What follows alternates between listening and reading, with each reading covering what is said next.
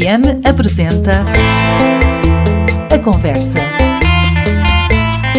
com Diogo Honório.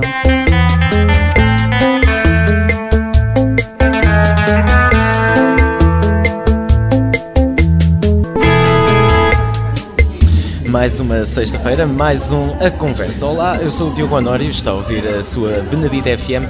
Hoje vamos falar sobre dislexia, disgrafia, disortografia e discalculia, mas para isso precisei de recorrer a uma vítima específica. Hoje estou no Café de Grau, na Benedita, na presença da beneditense Diana Terezo Coelho.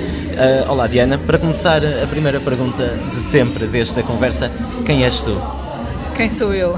Bom, a Diana é uma pessoa licenciada em Ciências da Educação pela Faculdade de Psicologia e Ciências da Educação da Universidade de Coimbra, que entretanto tirou também uma pós-graduação e um mestrado em Educação Especial. É uma beneditense há 33 anos, quase 34. Tem a Benedita no coração, como eu costumo dizer. Fui daquelas sortudas que terminou a licenciatura e começou logo a trabalhar na Benedita. Portanto, eu acabei o curso em Coimbra e depois vim trabalhar para a Benedita num projeto do programa Escolhas, que existia ali na Associação Barafunda, que era o Percurso Alternativos, onde acompanhei alguns jovens, adultos, crianças com problemas familiares, socioculturalmente desfavorecidos, minorias étnicas, crianças com necessidades educativas especiais. Depois disso, estive também num centro de educação especial nas Caldas da Rainha, onde trabalhei com adultos com perturbações de foro mental, esquizofrenias, paranoias, esgotamentos. Depois tive uma experiência internacional porque quis muito ir além fronteiras e estava um bocadinho farta de estar aqui nestas quatro paredes de Portugal. Vamos guardar isso como surpresa que vamos falar daqui a pouco. Ok. E depois disso comecei a dar formação nesta área, na área de educação especial, na área das dificuldades de aprendizagem, mais especificamente destas DIS, muito fruto de depois de ter lançado o livro e das coisas terem corrido bem, portanto tem sido assim um bocadinho correr bem até agora. Depois de teres lançado o primeiro livro, até porque já lançaste o segundo, certo? Sim, o segundo livro não foi lançado, não foi um livro lançado, é um dossiê, é uma ferramenta auxiliar para quem adquire os manuais do projeto Eureka, da Arial Editores, ou seja, só os professores que adotarem esses manuais é que têm de oferta este dossiê, portanto não está publicado, não é possível comprar, é dado aos professores que adotarem estes manuais. As pessoas muitas vezes acham que é tudo a mesma coisa, mas parece que não. O que é a dislexia, a disgrafia, a disortografia e a discalculia? Quais é que são as diferenças? Eu gosto sempre de explicar, é sempre a mesma lenga-lenga que eu faço. Mas gosto sempre de explicar pela raiz etimológica da palavra, porque acho que é a forma mais fácil de se perceber as diferenças entre elas. Dislexia, dis de desvio, lexia de leitura, portanto as crianças ou os jovens ou os adultos que têm dislexia têm uma perturbação a nível da leitura, têm muitas dificuldades na leitura, soletram muitas das vezes sílaba a sílaba ou letra a letra, têm muitas dificuldades principalmente a nível da leitura. Disgrafia, dis de desvio, grafia de escrita, são aquelas pessoas que têm a chamada letra de médico, que eu costumo dizer que os médicos não têm disgrafia, não escrevem bem porque não querem. No caso dos alunos com disgrafia, aí sim eles não conseguem executar os movimentos todos para fazer uma caligrafia correta. Depois a disortografia, dis de desvio, orto de correta, grafia de escrita, são os alunos que escrevem com muitos erros, e eu gosto de dizer que é mesmo muitos erros, porque hoje em dia, com o acordo ortográfico, todos nós temos tendência a escrever com erros, não é? Tantas vezes temos que ir ao Google ver se leva C, se não leva C, se leva P, se não leva P. Portanto, estes alunos são alunos que escrevem mesmo com muitos erros, nós não conseguimos compreender o que eles escrevem. E depois a discalculia, que já há autores que designam dis matemática, dis de desvio, calculia de cálculos. Há autores que dizem então dis matemática porque não está cingida ao cálculo, mas à matemática em geral. São crianças que têm muitas dificuldades, quer ao nível de cálculo, raciocínio lógico, leitura e compreensão de problemas, operações matemáticas, situações problemáticas, tudo isso e não apenas o cálculo. Mas isso trata-se de todos os problemas a nível matemático, ou seja, a resolução de problemas, ou pode ser considerado só o não saber a tabuada? Não.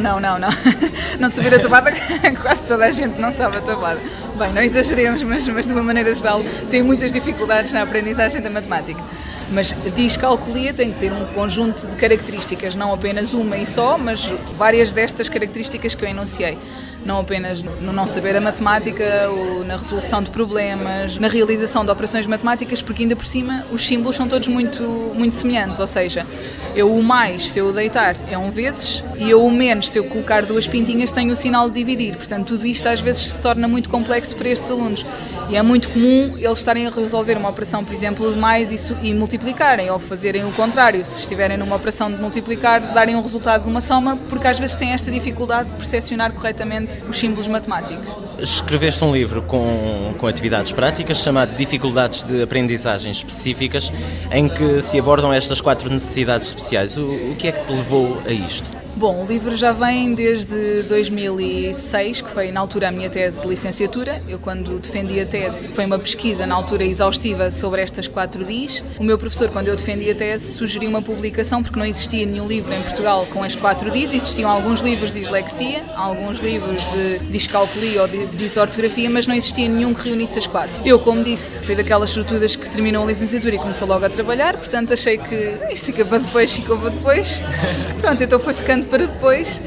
Quando regressei dessa tal minha experiência internacional, que já vamos falar mais à frente, e comecei a enviar currículos para todo lado e a resposta, como eu costumo dizer, não era nem sim nem não, era nem, então decidi, porque não, pegar na tese, atualizar, enriquecer também de alguma forma a parte teórica que já tinha, com exercícios práticos, porque acompanho desde sempre crianças com dificuldades de aprendizagem e faria sentido depois também incluir a parte prática, não apenas a teoria, mas dar algumas sugestões de atividades.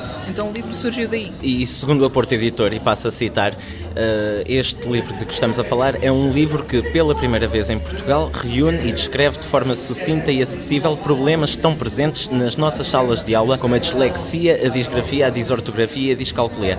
Estavas agora a dizer que foi com base na tua tese. Como é que tu juntaste todas as ideias? Onde é que foste pescar, por assim dizer, para escreveres depois e atualizares a tese e terminares a fazer este livro? Bom, isso foi pesquisa exaustiva, muito exaustiva, e depois também a compilação de informação de uma série de autores. Alguns de Portugal, outros a nível internacional também, mas acima de tudo foi a compilação dessa informação de autores conhecidos e conceituados nesta área, como o professor Vítor Fonseca, o professor Vítor Cruz, o professor Rebelo, que foi o meu professor na faculdade. Portanto, todos eles, foi a junção disso tudo que culminou nesta pesquisa exaustiva de cada uma destas DIs. E também te colocavas assim dentro das bibliotecas a vasculhar nos livros, aqueles livros... Sim, esses livros que a gente mexe, que já estão as páginas todas rasgadas e super finas e quase a desaparecer, sim. Quase precisas das luvas brancas. Exatamente, e não, ainda por cima não podemos requisitar, nem podemos tirar fotocópias, porque são relíquias da universidade. Sim, passei algumas horas na biblioteca, sim. Entretanto, como também referimos há pouco, já escreveste o dossiê Dificuldades de Aprendizagem, primeiro ciclo ensino básico. Que dossiê é este e o que podem então os professores encontrar nele? Então este dossiê ainda não está concluído, isto é um processo que só estará concluído, penso que em 2021, se eu não estou em erro, porque entretanto houve aqui uma alteração. Para explicar, ele está dividido pelos 4 anos, primeiro ano, segundo ano, terceiro ano e quarto ano, do primeiro ciclo. Há 2 anos saiu o primeiro ano, o ano passado em setembro saiu o segundo ano e este ano em setembro iria sair o terceiro ano. Mas o Ministério congelou a adoção dos manuais do terceiro ano. Portanto, em vez de sair agora em setembro deste ano, provavelmente sairá no próximo ano, ou a última informação que tenho é só no ano seguinte. Portanto, provavelmente só em 2019, 2020 ou 2020, 2021 é que sairá o terceiro e depois sairá o quarto ano. Acima de tudo, é um conjunto de fichas muito pensadas com base nas metas e nos programas para aquele ano, pensadas para os alunos que poderão ter dificuldades. Ou seja, eu olhei para os programas, tentei perceber dentro dos conteúdos, das metas e dos programas quais são aqueles que poderiam suscitar mais dificuldades nos alunos e também dos alunos que eu acompanho, percebi mais ou menos os conteúdos que lhes suscitam mais dificuldades e depois preparei fichas adaptadas e adequadas de forma mais simples, com uma linguagem mais acessível, para que os alunos consigam realizar essas atividades. Para quê? Para que os professores muitas das vezes não têm tempo para preparar materiais para estes alunos e se calhar acabam por ficar sentados numa mesa, faz um desenho ou faz qualquer coisa. O objetivo é esse, é poupar um bocadinho, dar menos trabalho aos professores, poupar-lhes aqui uma série de trabalho de preparação de materiais adequados e ajustados a estas crianças. Eles têm uma ficha, consoante a DIS que querem trabalhar ou consoante a meta, elas estão organizadas quer de uma forma, quer de outra. Podem recorrer a um conteúdo ou uma DIS, ou eu hoje quero trabalhar coordenação motora, vou ver o que é que eu tenho aqui para trabalhar coordenação motora, ou eu hoje quero trabalhar leitura e escrita, vou ver o que é que tenho para trabalhar a leitura e escrita. Portanto, consoante as metas ou consoante as DIS, eles podem utilizar uma dessas ferramentas para os alunos. E achas que os professores atualmente são bem preparados para receber alunos destes nas suas aulas? Sinceramente, eu acho que não. Acho que cada vez mais se devia apostar na formação dos professores, já mesmo na formação básica e universitária, ou seja, não exigir que eles façam extra formação universitária, mas acho que devia ser incluída já logo na licenciatura deles uma cadeira que os preparasse para estas dificuldades de aprendizagem, que alguns têm. têm também uma cadeira de necessidades educativas especiais. Eu na altura cheguei a contactar algumas universidades quando lancei o livro e a disponibilizar-me para ir fazer ações de sensibilização nas universidades, precisamente por isso, porque eu acho que os professores têm uma cadeira de necessidades educativas especiais onde abordam deficiência visual, deficiência auditiva, autismo, hiperatividade, abordam todas elas, mas de facto, se formos a estudos que fizeram, já são um bocadinho desatualizados, mas o único estudo que eu tenho conhecimento, que é o do professor Luís Miranda Correia da Universidade do Minho, que fez um levantamento da percentagem de necessidades educativas especiais dentro das nossas salas de aula, 48% são dificuldades de aprendizagem, ou seja, quase metade das nossas crianças não têm deficiência visual, não têm deficiência auditiva, não têm hiperatividade, mas têm dificuldades de aprendizagem. Portanto, é nessa área que nós devemos apostar, causa mais provável que os professores vão encontrar nas suas salas de aula. Portanto, mais um motivo para eles estarem preparados logo desde raiz e não exigir que eles façam formação extra para além da formação base que eles têm, para estarem preparados para lidar com este tipo de problemáticas. Estas DIS são coisas que talvez nem os pais consigam perceber, são coisas que passam mais despercebidas do que lá está,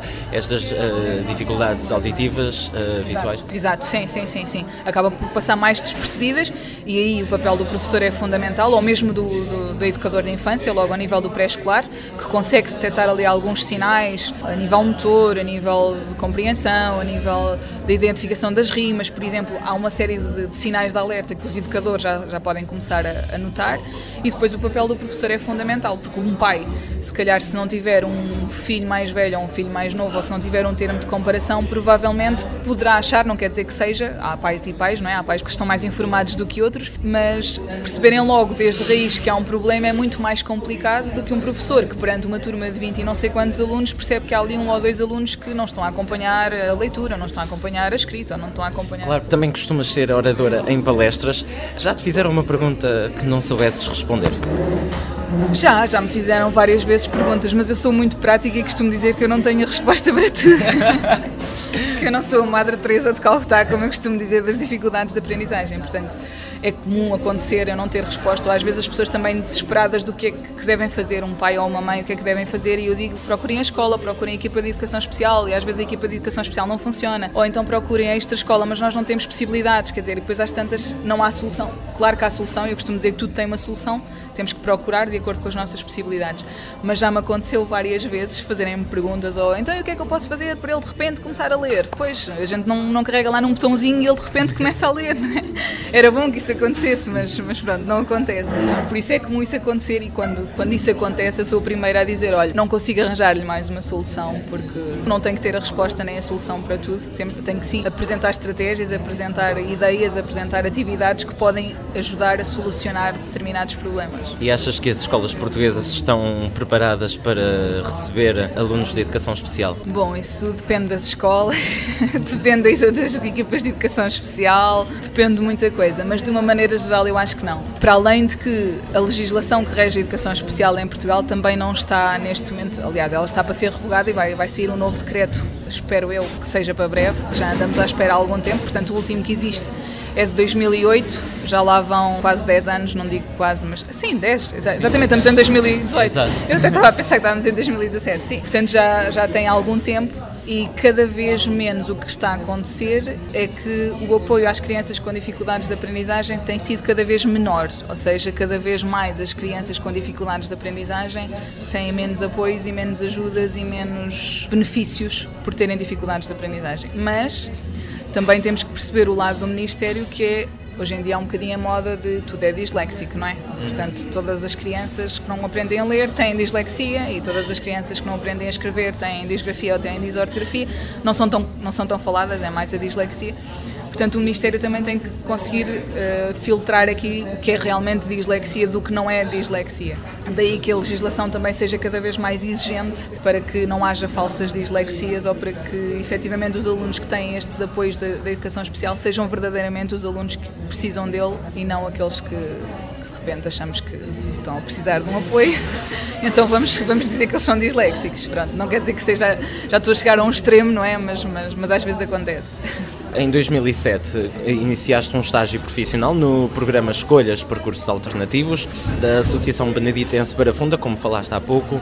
Em janeiro de 2010 foi-te entregue o cargo de coordenadora do mesmo programa, apesar de ao fim de 9 meses te teres despedido.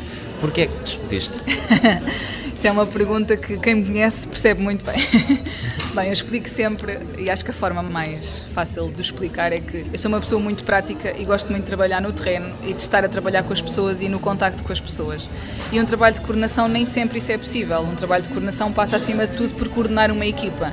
Eu tinha 4 ou 5 pessoas sobre a minha responsabilidade que eu tinha que coordenar e orientar e acabava por trabalhar muito menos com as crianças, com os jovens, com as famílias, que era aquilo que me dava gozo e aquilo que eu gostava. Daí que ao fim de 9 meses eu pensei, não, isto não é para mim, porque eu não gosto de estar aqui sentada atrás de uma secretária a gerir papelada, não, eu quero ir para o terreno, e então despedi-me ao fim de 9 meses. Mas chegaste a trabalhar então no terreno? Sim, porque eu tive 3 anos, antes disso tive 3 anos nesse projeto, fiz o estágio profissional, depois integrei a equipa técnica e depois é que fui para a coordenação. Portanto, todos os 3 anos anteriores eu estive sempre em contacto com crianças, com jovens, com as famílias, estive no terreno. Daí que tenha achado uma diferença muito grande quando passei para a coordenação, porque não era aquilo que eu queria. E o que é que te levou a ter esta curiosidade sobre investigar mais a fundo estas crianças com necessidades especiais?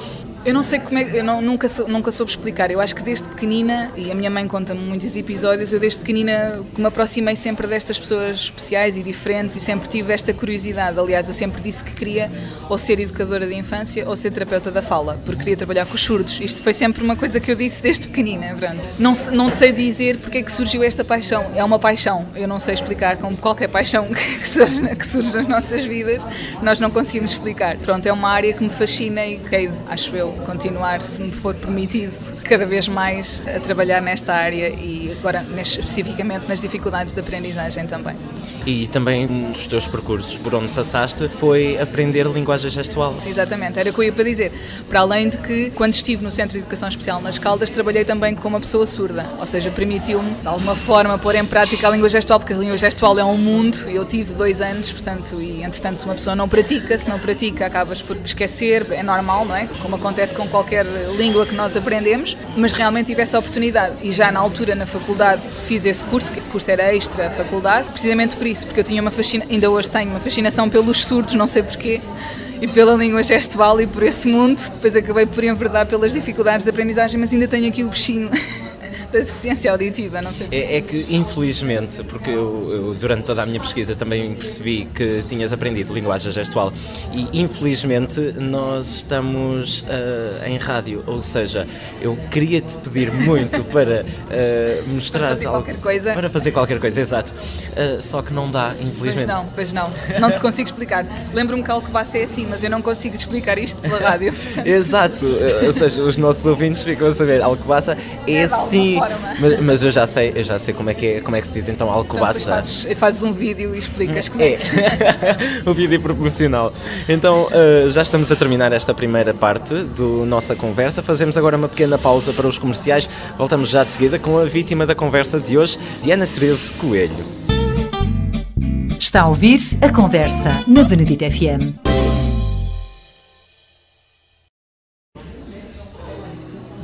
E estamos de volta com a conversa comigo, Diogo Honório. Só agora nos sintonizou, hoje a vítima é beneditense e é a Diana Teresa Coelho. Diana, ainda há pouco cometi então uma falácia e não é linguagem gestual, mas sim língua gestual. Exatamente. Eu estava aqui a dizer ao Diogo que normalmente as pessoas dizem linguagem gestual, mas não é linguagem porque não é uma linguagem, é uma língua gestual portuguesa. Portanto, o termo correto é língua gestual portuguesa e não linguagem gestual. É o mesmo que dizermos que vou falar agora linguagem português. Exatamente, é mesmo isso.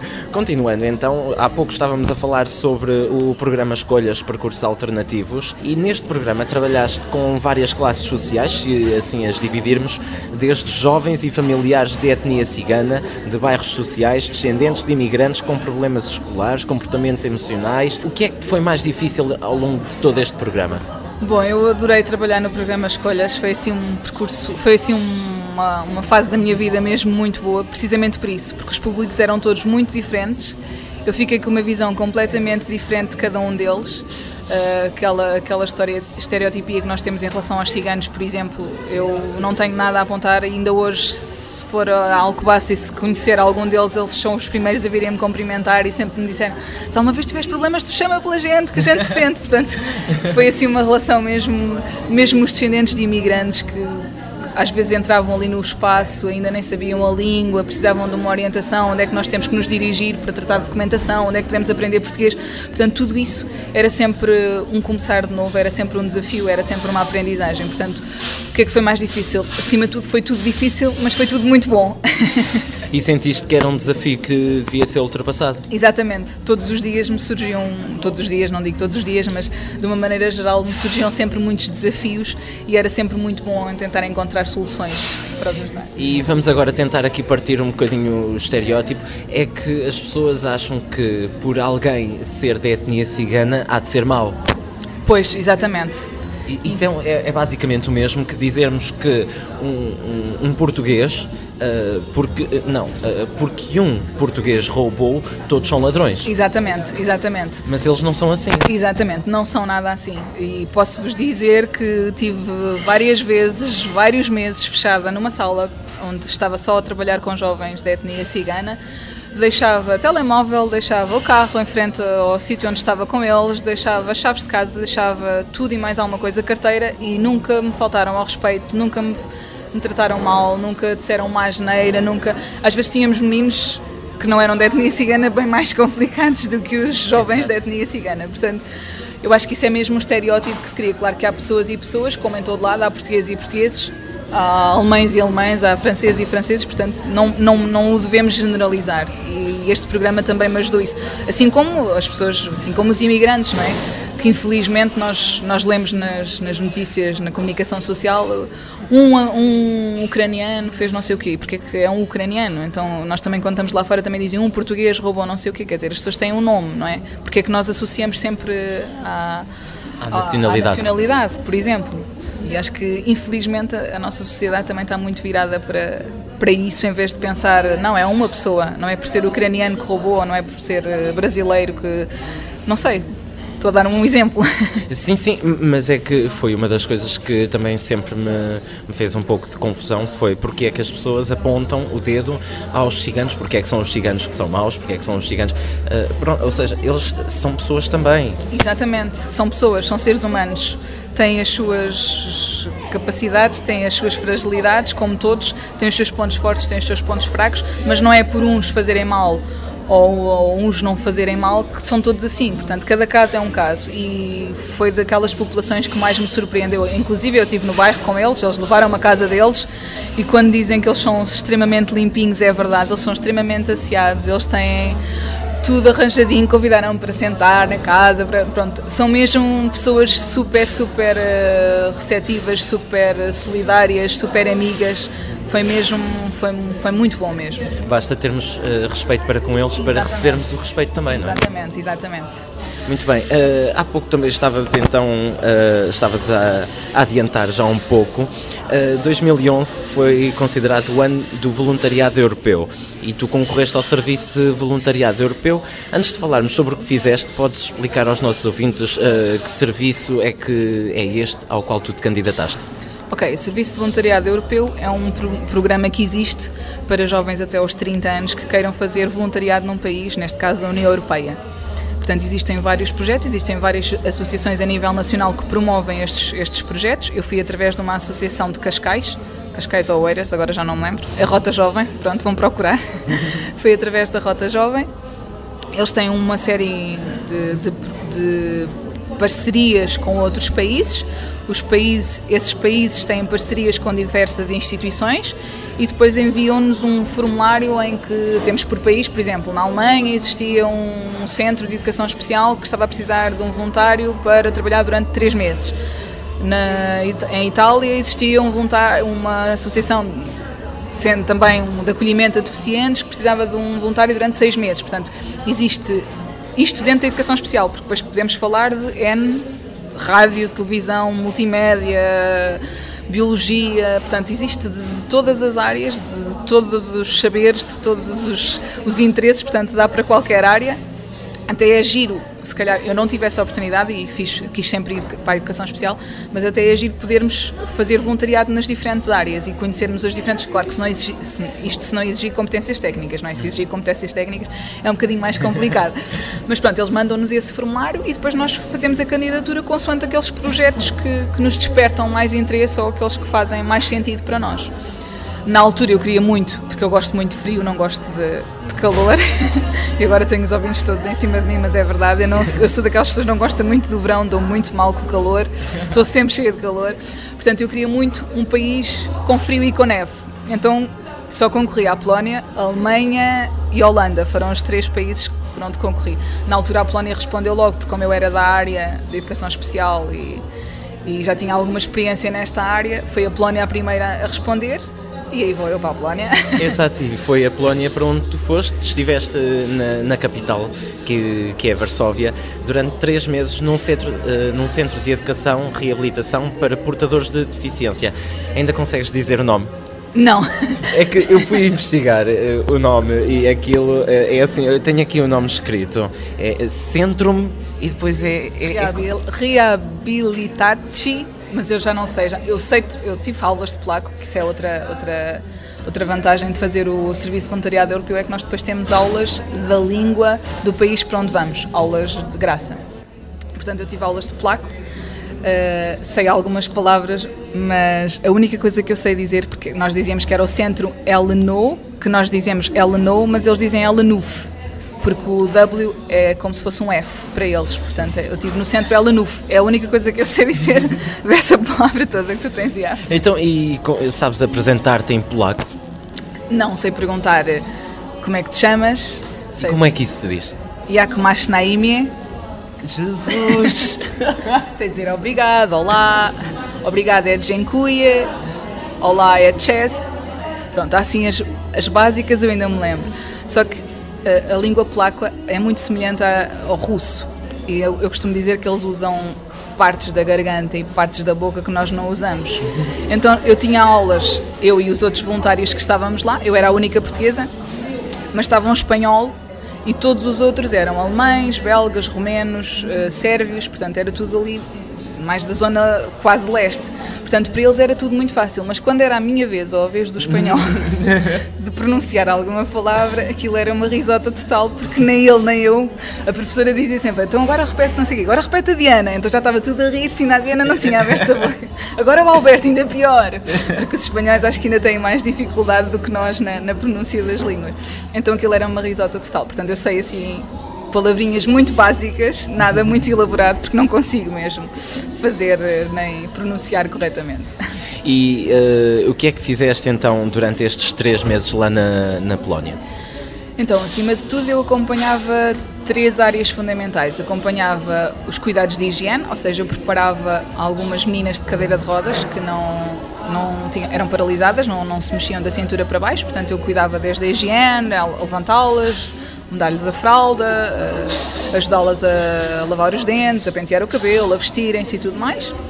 Depois, no pequeno almoço, levar à escola, porque aquilo era um espaço onde funcionava tudo lá. Ou seja, eles estavam internados, depois iam para a escola, depois iam para as sessões de hipoterapia, depois iam para as sessões extracurriculares, portanto tudo funcionava no mesmo espaço. Então de manhã o que eu fazia era isso, depois levava-as à escola, depois enquanto elas estavam na escola eu ia ajudar nas sessões de hipoterapia, limpar os cavalos, acompanhar as sessões de hipoterapia, colocar a criança no cavalo, porque muitas das vezes também é complicado, estamos a falar de meninos autistas e meninos que quando veem um cavalo já estão a gritar e a correr e têm medo, portanto até a gente conseguir colocá-los em cima do cavalo é assim um processo um bocadinho complicado. E talvez quando conseguem ficam todos felizes. É uma vitória muito grande. Sim, e de facto eu não tinha noção, eu não tinha conhecimentos de hipoterapia, nenhuns mesmo, e de facto é fascinante quando nós nos apercebemos do impacto que o cavalo tem numa criança, porque a criança em cima do cavalo é completamente diferente. É uma paz, é um sossego. A partir do momento em que eles tocam no cavalo, há assim uma reação mesmo. Então quando é este tipo de crianças que gritam muito, que têm muito estereotipias, que se mexem muito os dedos, mais os autistas que têm aqueles movimentos sempre constantes do corpo e de estarem inquietos com tudo, ou mesmo as crianças hiperativas também, quando se aproximam do cavalo e quando realmente há aquele contacto, nós vemos mesmo isto não é o mesmo miúdo, não pode ser, como é que ele está ali sentado, sossegadinho, quieto, e já não está a berrar como estava a berrar há 5 minutos atrás. É mesmo estrondoso. Pronto, mas eu ganhei uma fobia a cavalos depois dessa minha experiência, porque fui mordida por um cavalo. E como é que isso aconteceu? Sim, correu muito mal. Sim, não foi assim nada de grave, mas foi assim uma experiência que eu desde essa altura tenho pavor a cavalos, basicamente. Eles são bonitos, mas nas fotografias. Exatamente, é mesmo isso. Mas continuei sempre as minhas sessões, isto foi logo no início, explicaram-me como é que eu tinha que limpar um cavalo e entretanto eu fui para dentro de uma box para limpar o cavalo, mas o cavalo estava a comer, mas ninguém me disse que se o cavalo estiver a comer, não podes limpar. Então, até porque o cavalo falava polaco e eu não falava polaco. Então eu tentei aproximar-me, mas aquilo não correu muito bem e quando me apercebi que ele olhou para mim e vinha para me morder, eu baixei-me e ele mordeu-me aqui assim no braço. Felizmente eu pus o braço em frente à cara, porque senão tinha-me arrancado um olho ou qualquer coisa. Depois desatei a correr e a gritar em português e depois lembrei-me que ninguém percebia português, depois gritava em inglês.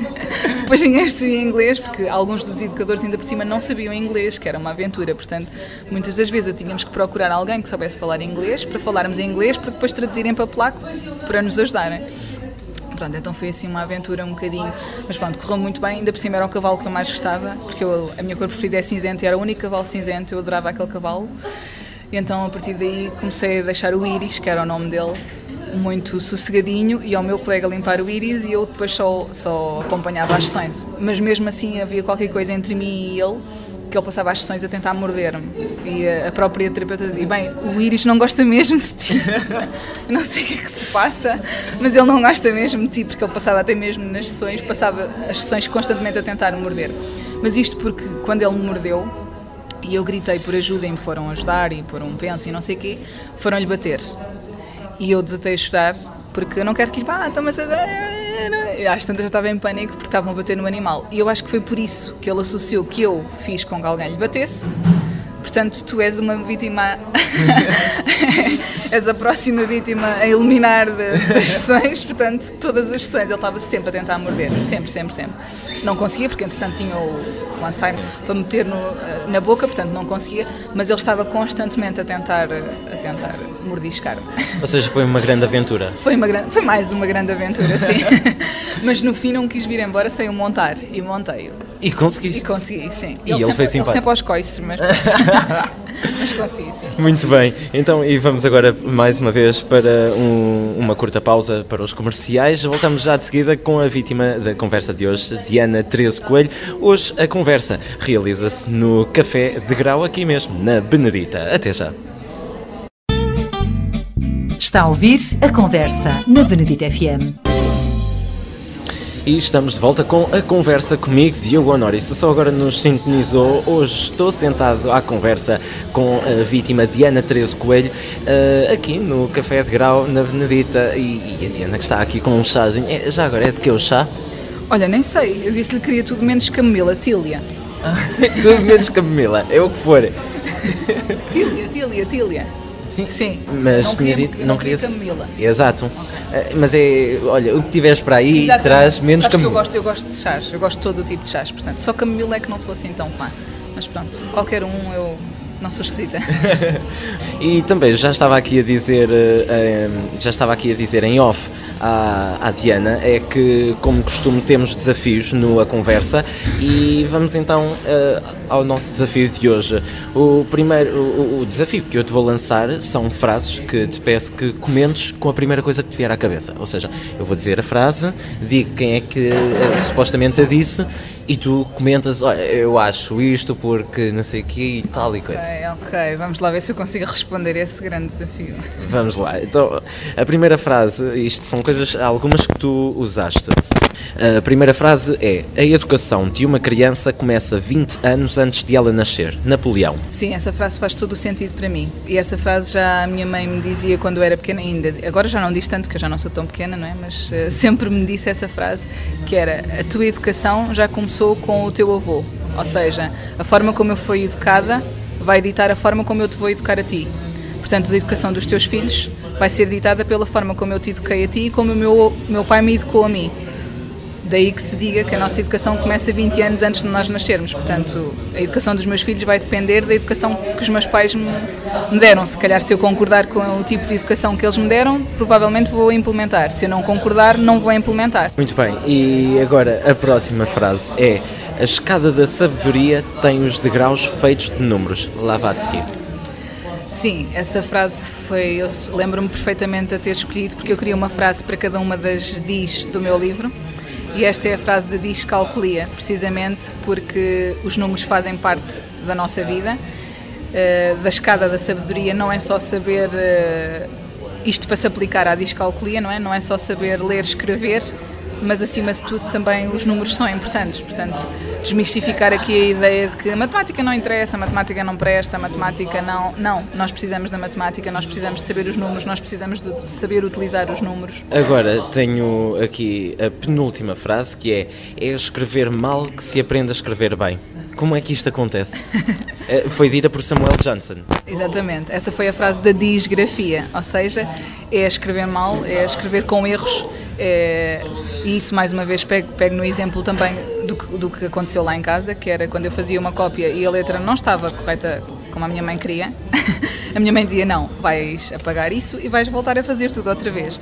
Portanto, é escrever mal, e foi mesmo o escrever mal, o escrever com erros, que me permite hoje, se calhar, escrever sem erros e escrever bem. E se hoje escrevo com uma caligrafia que acho que é aceitável, pronto, que é bonita, foi muito pela prática de não saber escrever e de escrever mal, que me fez aperfeiçoar todas as minhas letras e aperfeiçoar as palavras e começar a pensar antes de escrever para evitar dar erros.